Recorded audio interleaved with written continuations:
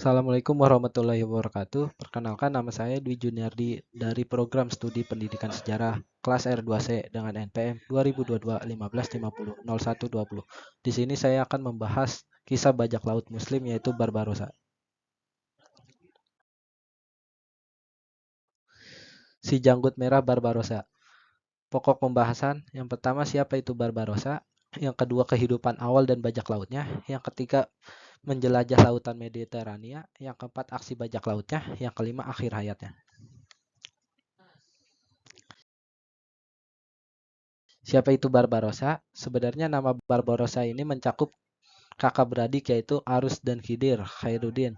Keduanya dilahirkan di Madlali, Turki. Setelah menjadi bajak laut, mereka terkenal dengan julukannya si Janggut Merah Barbarossa karena janggutnya yang merah.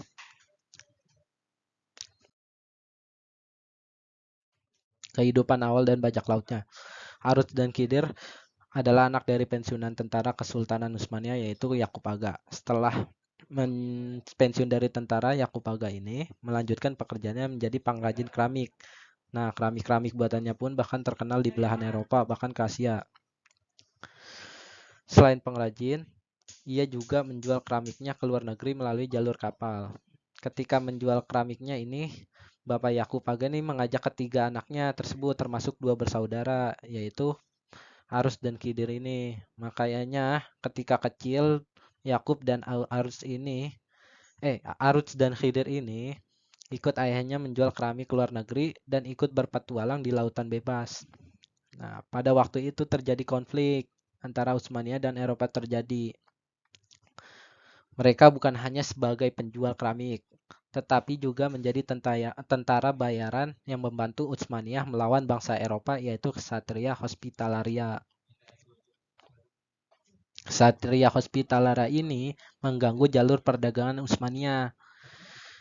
Akibatnya bisnis penjualan keramik Bapak Yakub Aga ini menjadi terganggu dengan adanya penghadangan oleh Ksatria Hospitalaria. Makanya Bapak Yakub Aga ini menjadi tentara bayaran.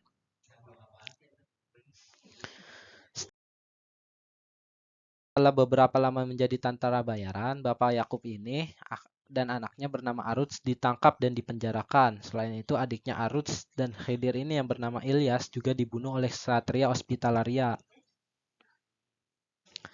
Peristiwa itu tak membuat Khidir tinggal diam.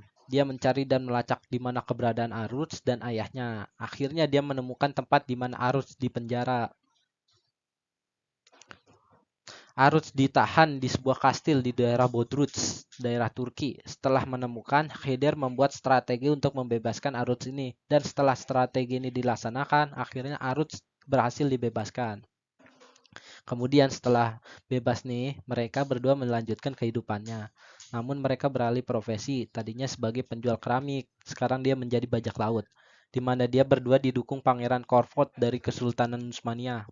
Mereka diberikan 18 buah kapal geli oleh Pangeran Korfot. Dalam perjalanannya menjadi sang bajak laut, dua bersaudara Barbarossa ini mulai kenal ketika invasi Spanyol dan Portugal ke Afrika Utara. Karena Spanyol dan Portugal ini sering sekali menyerang daerah Afrika Utara. Mereka menjarah dan menyebabkan banyak korban jiwa di Afrika Utara. Serangan Spanyol dan Portugal ini membuat Aruts dan Khidir hatinya mendidih dan ingin membalas dendam. Aruts dan Khidir tak tinggal diam. Mereka membalas serangan Spanyol dan Portugal dengan menyerang kota-kota Spanyol dan Portugal, serta mencuri kapal-kapalnya dan membebaskan para tahanan imigran Muslim. Selain itu, mereka menjegal dan melawan kapal-kapal dari Eropa, baik dari Spanyol, Inggris, ataupun Portugal. Ya, sama halnya seperti kisahnya bajak laut Luffy lah kalau di film One Piece lah. Tapi kalau Luffy kan dicegat lalu dilawan. Nah, akhirnya sekitar akhir abad ke-15, Khidir atau Khairuddin atau ini memulai karir perompak bersama kakaknya, Aruts, dengan bergabung dengan bajak laut lokal yang beroperasi di sekitar Laut Aegean. Khidir dan Aruts kemudian menjadi kapten kapal dan pada tahun 1505 mereka menjadi privater Ottoman. Ketika menjadi bajak laut, Aruts dan Khidir mendapat julukan Barbarossa atau Janggut Merah dalam bahasa Italia. Makanya mereka tuh terkenal banget namanya dengan sebutan Barbarossa di daerah Mediterania pada waktu itu.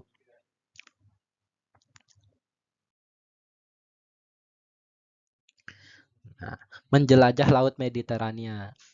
Setelah mendapatkan status Corsair, Barbarossa bersaudara menjadi bajak laut. Di bawah kontrak dengan Ottoman untuk menyerang kapal milik negara musuh. Saat itu kapal Spanyol dan negara semenanjung Italia melintasi jalur perdagangan Laut Mediterania menjadi sasaran serangan Barbarossa bersaudara. Barbarossa bersaudara bahkan berburu sampai ke daerah sekitar Genoa yang pada saat itu merupakan salah satu pelabuhan komersial di Mediterania. Nah, ketika tahun 1511, Barbarossa bersaudara melindungi Aljazair dari ancaman armada Spanyol yang kemudian menguasai kota-kota di pantai Aljazair pada tahun 1516. Nah, ketika itu terjadi pemberontakan terhadap Emir Aljazair. Untuk menstabilkan situasi, harus mengkudeta Emir Aljazair sebagai penguasa baru wilayah tersebut. Sultan Ottoman mengakui Arut sebagai pemimpin baru wilayah Aljazair. Nah, pertukaran ini, Arut dan Hyder harus membantu Ottoman untuk menghadapi Spanyol yang mencoba mengontrol Afrika Selatan Utara. Sayangnya, 2 tahun kemudian Arut tewas ketika Spanyol mengepung kota Telemen Aljazair. Hyder melanjutkan perjuangan saudaranya sebagai pemimpin dan pada tahun 1519, Hyder berhasil merebut kota Telemen dan beberapa pos perdagangan di Afrika Utara. Sultan Ottoman Selim I menunjuk Emir atau Aljazair. Nah, ketika tahun 1522, Sultan Sulaiman memerintahkan Hyder bergabung dengan militer Ottoman untuk menyerang Pulau Rhodes yang terletak di bagian timur Laut Mediterania menjadi pusat pertahanan Ordo Satria. Nah, karena keberhasilan ini, Hyder mendapat julukan Khairuddin yang bisa diartikan sebagai kebaikan agama. Kemudian Hyder kembali menjalankan tugasnya sebagai privater dengan menyerang Pulau Corsica, Sardinia, dan beberapa wilayah pesisir semenanjung Italia. Sebelum akhirnya dipukul mundur oleh armada angkatan laut Genoa. Nah, Hyder Barbarossa ini juga kerap menyerang kota yang dikuasai Spanyol di Afrika Utara untuk memastikan keamanan wilayah kekuasaan pribadinya.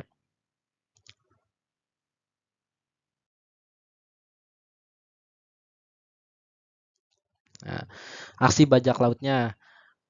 Ketika tahun 1532, Khairuddin mendapat tugas dari Sang Sultan Sulaiman untuk menghadapi Venesia yang tengah mengadakan ofensif ke Laut Adriatik untuk mengancam kekuasaan Ottoman atas Pulau Jonia. Khairuddin berhasil mengalahkan armada Venesia. Dia bahkan melakukan serangan balik dengan menyerang beberapa kota di pesisir Italia dan mengancam kota Roma.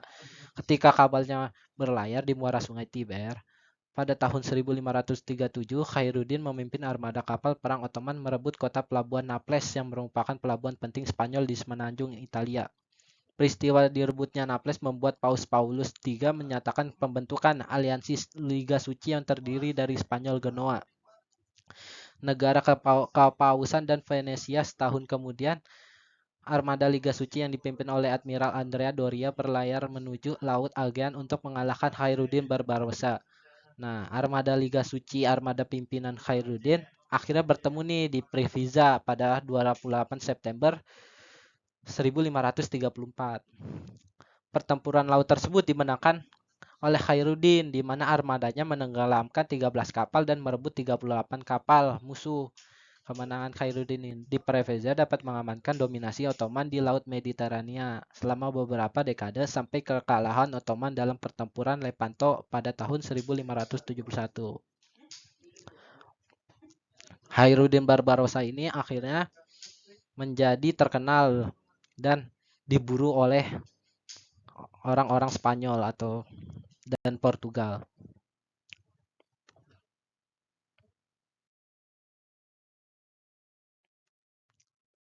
Nah, yang terakhir ada kisah riwayat akhir hidup dan akhir hayatnya. Nah, setelah meraih kemenangan atas Liga Suci, Khairuddin kembali menjalankan rutinitasnya, yaitu menyerang kota-kota di pesisir Italia dan menghadang ekspansi Spanyol. Dan kota-kota di Spanyol di Afrika Utara. Dalam menghadapi Spanyol, Khairuddin pernah bekerja sama dengan Prancis yang juga memusuhi Spanyol ini. Pada 1545, Khairuddin pensiun dari karirnya sebagai bajak laut dan tinggal di istana Sultan di Istanbul. Sementara wilayah Aljazair yang dikuasai Khairuddin dipegang oleh anaknya, yaitu Hasan Pasha. Akhirnya, Khairuddin Barbarossa ini wafat pada 1546 di Istanbul. Jasanya dalam mencegah ekspansi Eropa terhadap Afrika Utara serta reputasinya sebagai penguasa laut Mediterania terus dikenang selama berabad-abad.